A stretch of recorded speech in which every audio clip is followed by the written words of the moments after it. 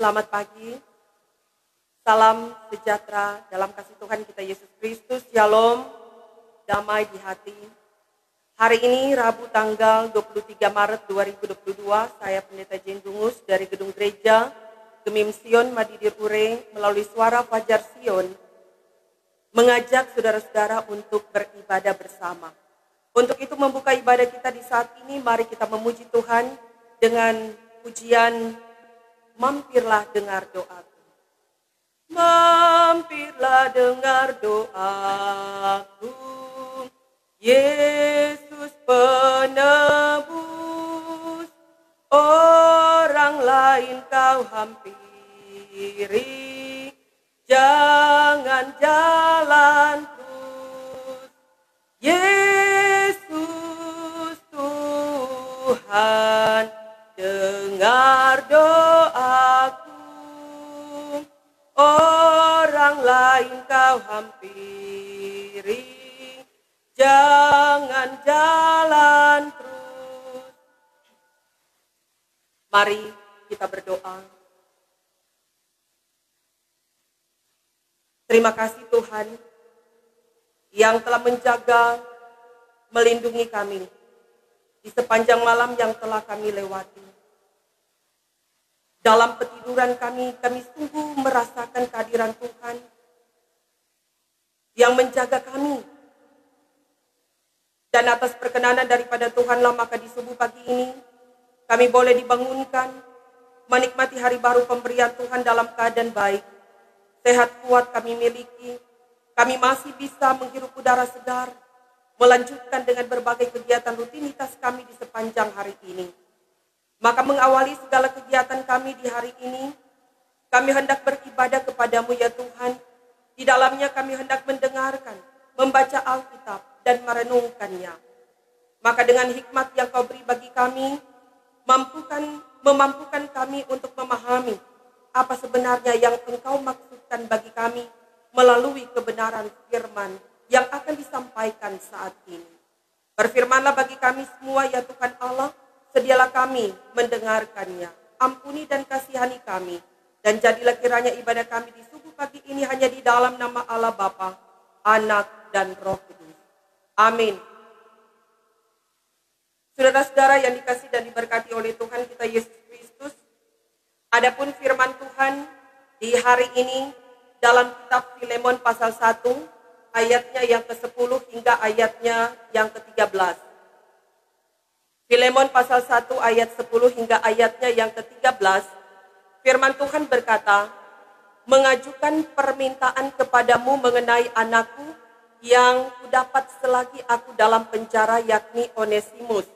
Dahulu memang dia tidak berguna bagimu, tetapi sekarang sangat berguna baik bagimu maupun bagiku. Dia kusuruh kembali kepadamu, dia yaitu buah hatiku. Sebenarnya aku mau menahan dia di sini sebagai gantimu untuk melayani aku selama aku dipenjarakan karena Injil. Demikian firman Tuhan dalam kitab Filemon pasal 1 ayat 10 hingga ayatnya yang ke-13. Saudara-saudaraku yang dikasihi dan diberkati oleh Tuhan kita Yesus Kristus, dalam bahasa Yunani nama Filemon berarti penuh kasih. Filemon ini seorang warga kota Kolose, dan di kota itu Filemon merupakan orang yang sangat terkemuka dan memiliki budak-budak. Salah satu budak yang bekerja di rumah Filemon adalah Onesimus. Memang hubungan antara Filemon dan Onesimus sempat kurang baik karena Onesimus pergi melarikan diri dari Kolose dan membawa harta milik tuannya yakni Filemon. Nah, tindakan Onesimus itu memang sangat merugikan Filemon. Sebagai pemilik budak, maka tentunya Filemon memiliki hak untuk menentukan hidup mati daripada budaknya yang melarikan diri. Dan ini pasti sangat menakutkan bagi Onesimus. Ya, saudara-saudara, bukan hal yang kebetulan perjumpaan Onesimus dengan Rasul Paulus di dalam penjara.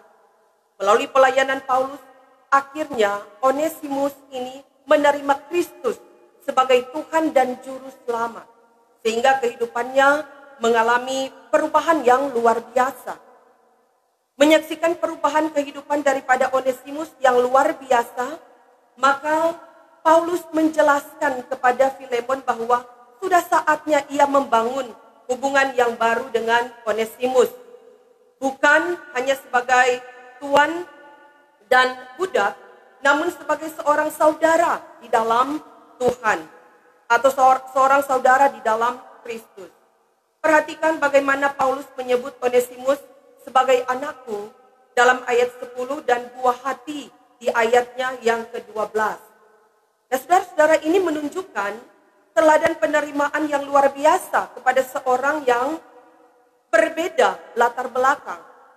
Melalui sebutan ini, Paulus menunjukkan kepada Filemon bahwa Onesimus sekarang telah menjadi seorang Kristen, saudaranya di dalam Kristus. Nah, saudara-saudara jemaat yang diberkati Tuhan, menerima yang berbeda memang sangatlah susah, walaupun mudah untuk diucapkan. Namun untuk melakukan hal itu harus memiliki hati yang besar untuk menerima perbedaan itu. Dan hanya dapat dilakukan bila kita ada di dalam Tuhan. Di dalam Tuhan Yesus Kristus, kita semua telah diterima walaupun berbagai perbedaan dalam diri kita. Tetapi di dalam Tuhan kita semua diterima, bahkan pun ditebus dan juga diangkat menjadi milik kepunyaannya.